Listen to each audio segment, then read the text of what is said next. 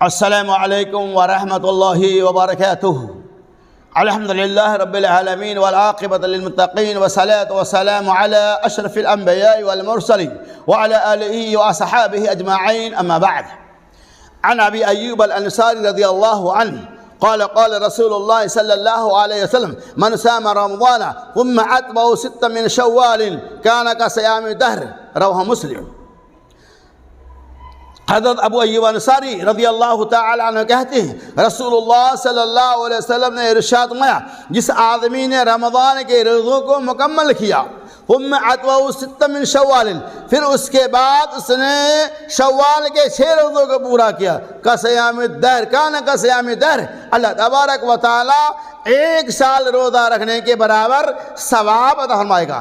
اس حدیث پاک کے اندر اللہ کے رسول صلی اللہ علیہ وسلم نے پوری امت کو، تمام مسلمانوں کو یہ پیغام دیا ہے کہ رمضان کے روزہ 29 یا 30 روزہ مکمل کر لیے جانے کے بعد اگر کوئی بندہ شوال کے 6 روزے کے اہتمام کرتا ہے تو اللہ تبارک و تعالی اتنا بڑا ثواب اسے عطا فرمائے گا۔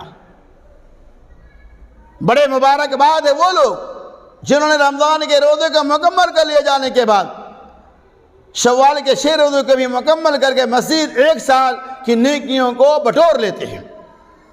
شوال کے روزہ آپ جس طرح سے چاہیں رکھ سکتے ہیں۔ بعض لوگ یہ کہتے ہیں کہ شوال کی روزے کی تکمیل کے لیے باسی عید کا روزہ رکھنا نہایت ضروری ہے۔ ایسا کوئی مسئلہ نہیں ہے، آپ باسی عید کو رکھیں نہ رکھیں کوئی بات نہیں، آپ شوال کے مہینہ میں جب چاہے بالترتیب چاہیے بلا ترتیب 2 دن چھوٹ پکڑ کے جیسے بھی آپ کی سہولت ہو شوال کے مہینہ میں آپ 6 روزے کی تکمیل کر سکتے ہیں۔ اگر آپ روزہ رکھتے ہیں تو اللہ تبارک و تعالی اتنا 1 سال روزہ رکھنے کے برابر ثواب دے گا، اور اگر آپ نہیں رکھنا چاہتے ہیں تو آپ کے لیے کوئی مسئلہ نہیں، جو رکھے گا اللہ اسے اتنا بڑا اجر عطا فرمائے گا۔ اللہ تبارک و تعالی ہمیں شوال کے 6 روزے کا بھی اہتمام کرنے کی توفیق رفیق عطا فرمائے، آمین۔